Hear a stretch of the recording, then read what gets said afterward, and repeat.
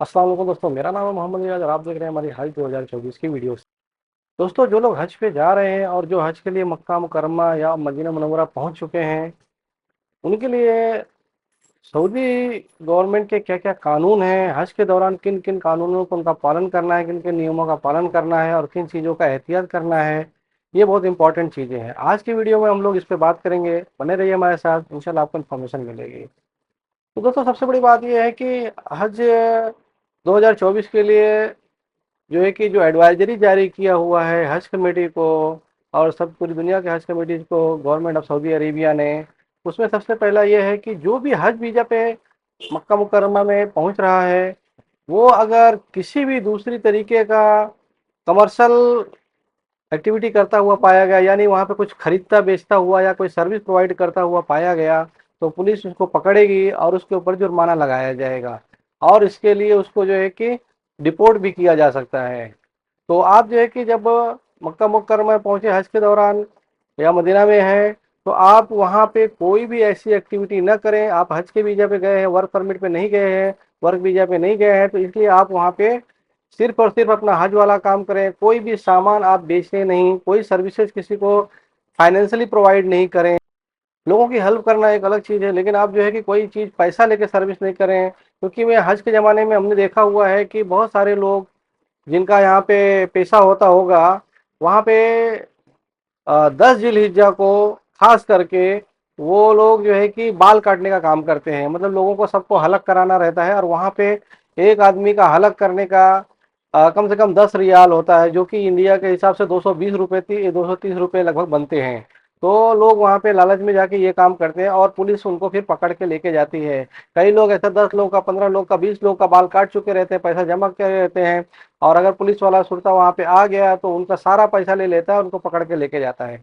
तो कोई भी बंदा इस तरह से इस बार प्लान कर रहा है तो बिल्कुल ना करे। कानून बहुत सख्त हो गए हैं, डिपोर्ट कर दिए जाएंगे, 10,000 रियाल का जुर्माना लग जाए। तो इसलिए आप कोई भी एक्टिविटी, या बहुत सारे लोग जो है कि बहुत ही गलत काम है, लेकिन जैसे कि गुटखा, सिगरेट, बीड़ी, जो कि वहाँ पे इजीली अवेलेबल नहीं होता है, तंबाकू वगैरह, तो वो लेके जाते हैं अपने बैग में और वहाँ पे हाजियों को महंगे दाम में बेचते हैं। तो ये बहुत सारे लोग प्लान से करते हैं, मतलब उनका धंधे का पहले से प्लानिंग रहता है। पहले तो हज जो आपको करना है वो सिर्फ और सिर्फ अल्लाह की रजा के लिए करना, सिर्फ अल्लाह के लिए ही करना है। तो ही वो मकबूल हज है, तो ही वो मकबूल हज है। उसी को हज मबरूर कहा जाता है कि उसमें सबसे बड़ी चीज़ है कि आपकी नीयत जो है कि वो सिर्फ और सिर्फ खालिसतन जो है कि अल्लाह की रजा के लिए होना चाहिए, कि आप हज जो है अल्लाह के लिए कर रहे हैं। तो आप जो है कि कोई इस तरह से एक्टिविटी नहीं करें, कोई भी चीज़ बेचने खरीदने के चक्कर में ना पड़े। बेचने के चक्कर में ना पड़े, खरीदने के लिए तो आप खरीद सकते हैं, लेकिन इस तरह से अनअथराइज लोग से, जो बिल्डिंगों में सामान बेच रहे हैं या जो है कि बाल वगैरह काटने वाले हैं, उनसे आप काम भी ना करवाएं। क्योंकि आपको जो है कि वहाँ पे आप हज के लिए गए, किसी भी तरीके का गैर कानूनी काम में आप न लेने में न देने में ना पड़े। हो सकता है कि उसके साथ में आपको भी पुलिस उठा के लेके जावे, तो आप मुसीबत में पड़ जाएंगे। इसलिए ये काम ना। और हरम मक्का हो या हरम मदीना हो, और जो है कि हज के दौरान पूरे मक्का में रहते हुए आपको कोई भी धरना प्रदर्शन करने की इजाज़त नहीं है। सरकार के खिलाफ कोई बात बोलने की इजाज़त नहीं। जो है कि सऊदी फ्लैग के अलावा कोई भी फ्लैग आपको वहाँ पे ले जाके इस तरह से लहराना नहीं है, इसकी इजाज़त नहीं है। तो आप लोग जो है कि अपने बैग्स पे जो आपका इंडियन फ्लैग लगा हुआ है वो लीजिए, आपके कपड़े पे कहीं लगा हुआ है अगर उसका स्टिकर वो लीजिए, कोई बात नहीं है। लेकिन आप पूरा तिरंगा झंडा या कोई भी देश का झंडा लेके वहाँ पे इस तरह से लहरा नहीं सकते हैं। उसके बाद आप कोई सरकार की नीतियों के खिलाफ, वहाँ सऊदी गवर्नमेंट की नीतियों के खिलाफ कोई आप धरना प्रदर्शन या कोई एहतजाजी काम या कोई भी इस तरह से मार्च वगैरह, फ्लैग मार्च या जो है कि जुलूस वगैरह नहीं निकाल सकते हैं। इसमें आप सबको जेल हो जाएगी। तो आपको ये सारी चीज़ों से बचना है। दूसरी बात यह है कि सऊदी गवर्नमेंट का कानून चोरी वगैरह के लिए बहुत ही सख्त है। तो अगर आप रोड पे किसी का वॉलेट, पर्स या पैसा कुछ भी या कीमती सामान गिरा हुआ देखते हैं, तो उसको बिल्कुल ना उठाएं जब तक कि वो बंदा सामने ना हो। आप इसको अच्छा काम समझ के करेंगे, लेकिन वो कैमरे में कैद हो जाएगा। हर जगह पे वहाँ पे विजिलेंस के लिए कैमरा लगा हुआ है। रोड पे भी कैमरा लगा हुआ है, हर जगह कैमरा लगा हुआ है। तो वो कैमरा कैद कर लेगा और उसका प्रूफ खाली ये रहेगा कि आपने कोई सामान उठाया है, आपको ये नहीं सामने वाला देखेगा कि आपकी नीयत क्या है। तो आप इस चक्कर में बिल्कुल ना, जब तक कि आपको मालूम ना हो कि इस बंदे का है या अपना है, तब तक आप ये काम ना करें। अगर चोरी करते हुए पकड़े गए या इस तरह से कैमरे में आ गया तो पुलिस आपको उठा के ले जाएगी चोरी के कानून में, तो आपको जेल हो सकती है। तो इसलिए भी इस सब चीज़ों से भी आप बचे, अपने काम से काम रखें। दूसरा एक मैं पहले से बता रहा हूँ, और बहुत ज़्यादा स्ट्रिक्ट है कानून कि बिना परमिशन के हज करने वालों का। तो अगर आपका वीज़ा हज का वीज़ा नहीं है तो आप बिल्कुल हज करने की कोशिश ना करें। अभी से जो है कि सऊदी पुलिस होटलों में रेड मार रही है, सर्च ऑपरेशन जारी करी है और बहुत सारे हाजियों को लेके जा रही है। यहाँ तक कि मस्जिद आयशा से भी जो है कि सर्च ऑपरेशन किया गया, वहाँ से बहुत सारे ऐसे हाजियों को जिनके पास हज का परमिट नहीं था, हज का वीज़ा नहीं था, वहाँ से पकड़ के लेके जाया गया है। तो इसकी खबरें डेली के डेली आ रही हैं, तो इसलिए आप इससे पूरी तरीके से बचें। आप जो है कि हज आपको करना है, अल्लाह करे आपको जो है कि तौफीक दे अल्लाह, और आप अपने पैसे से हज का परमिशन लेके जाए। जो वहाँ पे रहते हैं वो लोग भी, उनको इजीली परमिट मिल जाता है, बस पैसा लगता है। तो आप जो है कि इस तरह से हज के चक्कर में ना पड़े। तो इस तरह से जो जाली आप हज करेंगे, इलीगल तरीके से करेंगे, उसमें आपकी नीयत भी खराब रहेगी, गवर्नमेंट के साथ आप धोखा कर रहे हैं, तो आपका हज भी सही से होगा नहीं होगा, और आपकी जो जान मुसीबत में पड़ेगी अगर पकड़ लिए जाएंगे। 10,000 रियाल जुर्माना है और जो है कि 6 साल तक की जेल है। और अगर रिपीटेड आप अपने अटेम्प्ट करेंगे कि एक बार आपने जुर्माना दिया और फिर से ट्राई कर रहे हैं, तो फिर से जुर्माना लगेगा 10,000। जितनी बार करेंगे उतनी बार लगेगा, और आपको जो है कि डिपोर्ट भी किया जा सकता है। इंडिया या जो भी आपका देश है वहां आपको वापस भेजा जा सकता है। इसलिए आप बिना परमिट हज करने की बिल्कुल कोशिश न करें। और इस साल सऊदी गवर्नमेंट ने हाजियों के लिए एक चीज कंपलसरी कर दिया है, वो है नुसूक कार्ड। तो नुसूक कार्ड जो है कि आपके पास होना कंपलसरी है। आपको हज कमेटी ने नुसूक बैंड दिया हुआ है, वो आप संभाल के रखिए। जहां भी आपकी चेकिंग होगी वो जो है कि नुसूक बैंड से, नुसूक कार्ड से ही होगी। वीजा वगैरह का काम बहुत बाद में आएगा, वीजा चेकिंग का। अगर आपके पास नुसूक कार्ड नहीं रहेगा तो आपको जो है कि वीजा वगैरह आपका चेक किया जाए। तो आप अपना नुसूक कार्ड बचा के रखें। और आपको जो नुसूक कार्ड सऊदी में अगर दिया जाएगा, इंशाल्लाह एक अलग तरीके से आईडी कार्ड जैसा दिया जाएगा, वो भी आप संभाल के रखें। और जो ये बैंड इंडिया से दिया जा रहा है नुसूक का, वो भी आप संभाल के रखें, बहुत ही इंपॉर्टेंट है। कई लोगों ने ग्रुप में मैसेज किया हुआ है कि नुसूक का कार्ड ही उनका गुम हो गया है, तो आप उसको संभाल के रखें और उसका फोटो वगैरह जरूर ले लें, जिससे कि कभी कुछ मसला हो जाए, गुम भी हो जाए, तो आप वो फोटो दिखा सकें। अगर अथॉरिटीज मान जाए तो आपका काम होएगा, प्रूफ है, इंशाल्लाह उससे काम हो जाएगा। और दूसरा, नुसूक का कार्ड जारी करना हज कमेटी के लिए, किसी गवर्नमेंट के लिए बहुत मुश्किल है। वो कार्ड एक ही बार इशू किया जाता है। लेकिन अगर आपका कार्ड किसी भी हालत में, किसी भी वजह से गुम हो गया, गिर गया है या डैमेज हो गया, जल गया है, तो सबसे पहले आप जो है कि मक्का में है तो मक्का के ब्रांच ऑफिस में जाएं और उनको इतला करें कि हमारा नुसूक कार्ड जो है कि गिर गया, हमारे पास नहीं है। तो जो भी कुछ काम करना होएगा, जो भी उनको जो है कि कारामद करनी होएगी, हज कमेटी ही करके देगी और वो ब्रांच ऑफिस ही करके देगी। लेकिन आपको इन्फॉर्म करना जरूरी है। कोई अगर आपको बोले कि नुसूक कार्ड गुम गया, जैसे जनरल आइडेंटिटी कार्ड है तो चलो कोई इशू नहीं है, तो उस पर आप भरोसा ना करें। आप बिल्कुल तुरंत का तुरंत हज कमेटी से और जो है कि वहाँ ब्रांच ऑफिस जो मक्का में है, मदीना में, उनसे तुरंत आप राब्ता कायम करें, जिससे कि अगर हज कमेटी को कोई उसकी जगह पे टेम्परेरी कार्ड या कुछ भी इशू करना है तो वो कर देवे। और दूसरी बात, सबसे बड़ी बात ये पता चली है कि मीना में ले जाते वक्त बसों में आपकी चेकिंग होगी। कहीं भी बसें रोकी जाएंगी वहां आपके नुसूक कार्ड की चेकिंग होगी। और मीना के खेमों में एंट्री के टाइम में मौलवी भी और पुलिस वाले भी रहेंगे, वो भी एंट्री के टाइम पे जो है कि नुसूक कार्ड चेक करेंगे। जिसके पास नुसूक कार्ड है उसको ही मीना में एंट्री होगी।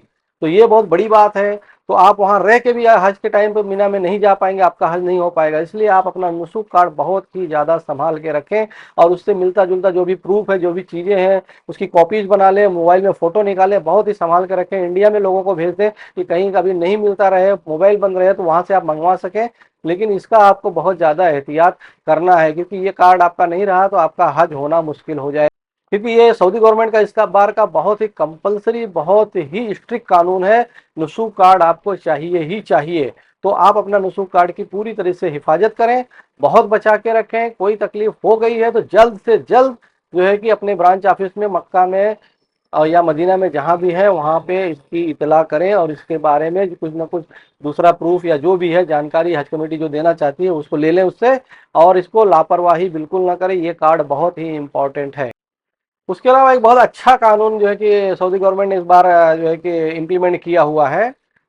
खास करके जुमा के दिन जब बहुत ज़्यादा भीड़ रहती है हरम में, और आने वाले दिनों में जैसे जैसे हज नज़दीक आएगा, पूरी दुनिया के लोग वहाँ पे आ जाएंगे, 25 से 30 लाख लोग वहाँ आ जाएंगे, तो बहुत भीड़ रहेगी। पहले ऐसा होता था कि अगर आप जो है कि हरम में चले गए, सुबह टाइम पे अंदर पहुँच गए, मताब में पहुँच गए या हरम के अंदर पहुँच गए हैं, लेकिन बुजुर्ग है या जनरल आदमी है, उसको जो है कि इस्तिंजे की ज़रूरत पड़ी, वजू की ज़रूरत पड़ी। वजू तो बहरहाल आप अंदर कर सकते हैं, वहाँ पे बहुत सारी जगहें हैं अंदर ही, आप पता लगा लें, और जो है कि हरम के अंदर ही वजू खाने हैं जहाँ पे आप वजू कर सकते हैं। आपको वजू के लिए बाहर नहीं आना, लेकिन आपको अगर जो है कि इस्तिंजा वगैरह के लिए अगर बाहर आना है, तो मसला ये हो जाता था कि एक बार जो बाहर आ जाता था फिर उसको वो लोग अलाउड नहीं करते थे, क्योंकि 9 बजे के 10 बजे के बाद जुमा के दिन, हज के दिनों में, जो हज का नज़दीक दिन रहता है, उन जुमा के दिनों में गेट बंद कर दिया जाता है। जो लोग अंदर चले गए, बाकी लोग को एंट्री नहीं होती थी, और अभी भी नहीं होती है। तो अगर वो कोई आदमी पेशाब करने के लिए या वो किसी काम के लिए, फरागत के लिए बाहर आया,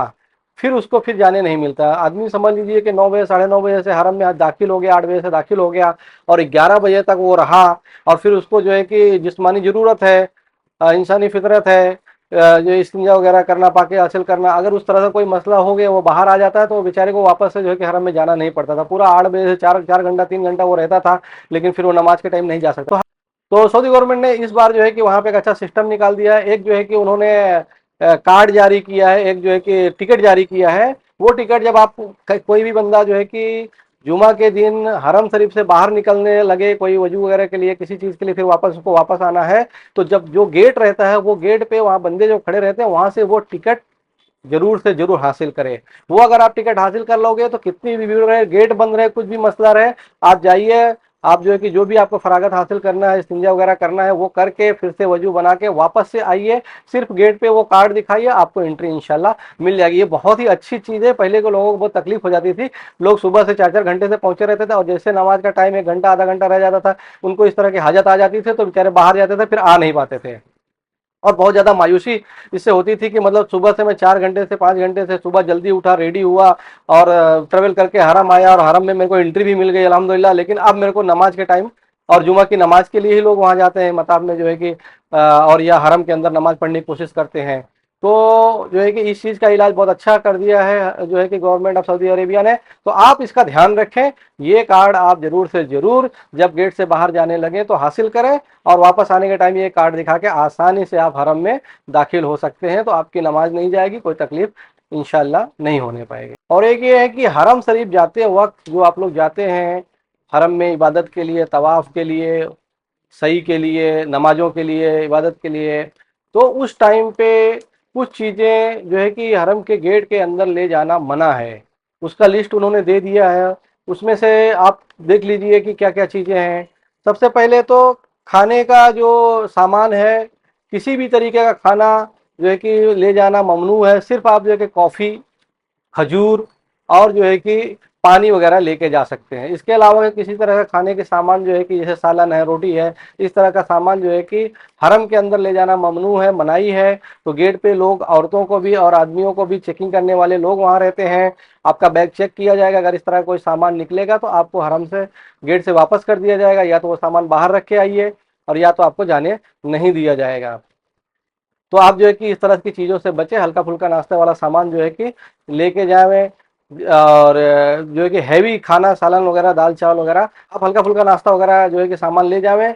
और खजूरें लेके जा सकते हैं आप, स्नैक्स वगैरह भी लेके जा सकते हैं, और जो है कि कॉफ़ी चाय लेके जा सकते हैं, जूस लेके जा सकते हैं, पानी लेके जा सकते हैं। लेकिन खाने का हैवी सामान आप जो है कि दाल चावल, सालन चावल रोटी, इस तरह की चीज़ें नहीं लेके जा सकते हैं। ये चीज़ आपकी चेकिंग की जाएगी, अगर चेकिंग में आप पकड़े गए तो आपको बाहर निकाल दिया जाएगा।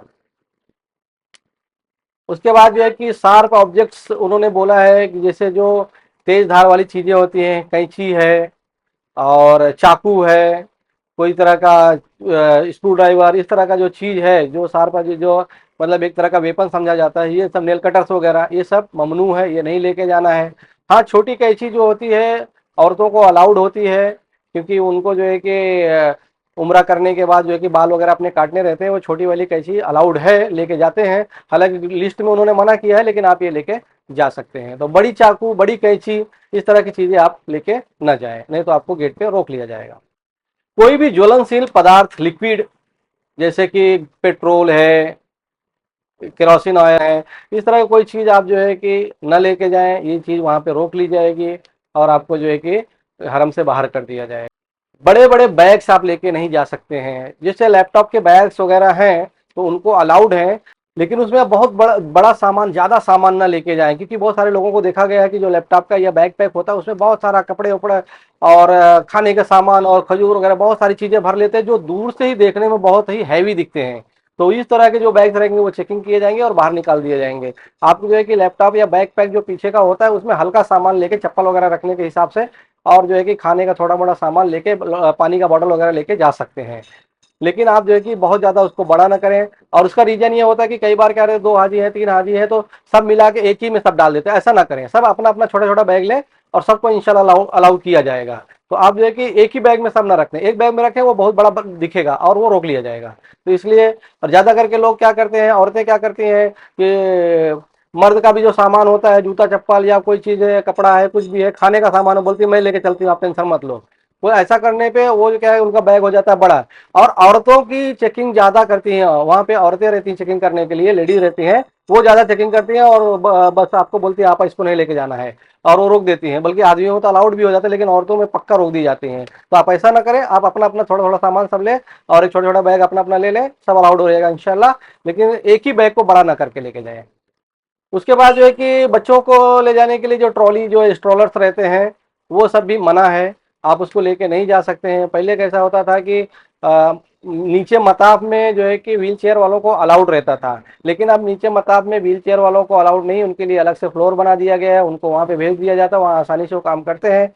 तो व्हील चेयर वाले भीड़ में चलते थे, तो जो आजू बाजू में हाजी लोग चलते थे उनको व्हील चेयर के उससे जो है कि लग जाता था, उसके पहिए वगैरह से, तो खून वगैरह निकलना लगता है, वो अलाउड नहीं है। तो इसी तरह के आप जो है कि स्ट्रोलर्स वगैरह भी आप लेके नहीं जा सकते हैं। आप जो है कि अकेले बच्चे को गोद में लेके जा सकते हैं, लेकिन इस तरह से कोई सामान लेके, व्हील चेयर वगैरह लेके नहीं जा सकते। उसके लिए आपको दूसरे फ्लोर पे, तीसरे फ्लोर पे जाना। दोस्तों ये सारे कानून हैं, ये सब चीज़ें हैं, इनका आपको एहतियात करना है, इन सब चीज़ों का बहुत ज़्यादा एहतियात करना है।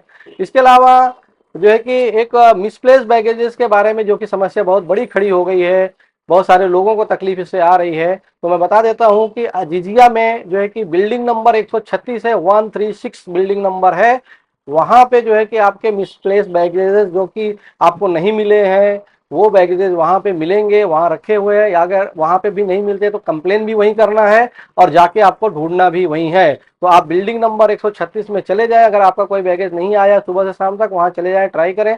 अगर वहां पे नाम वगैरह का कुछ इश्यू रहा होगा तो वहां पे पड़ा रहेगा, वहां से आप अपना शिनाख्त बता के, और अगर वहां पे भी नहीं है तो आप जो है कि वहां पे कंप्लेन कर सकते हैं कि मेरा ये वाला बैग है, इस तरह का बैग है, ये नहीं मिल रहा है। तो उसको भी जो है कि वो लोग कंप्लेन लिख लेंगे और इंशाल्लाह ढूंढने की कोशिश करेंगे। या कोई चीज जो है कि हरम में जाते आते कोई भी चीज, आपका मोबाइल गिर गया, कुछ चीज इस तरह से गिर गई है, तो भी आप वहाँ पे मिसप्लेस बैगेज वगैरह पे जाके वहाँ पे कंप्लेन कर दीजिए।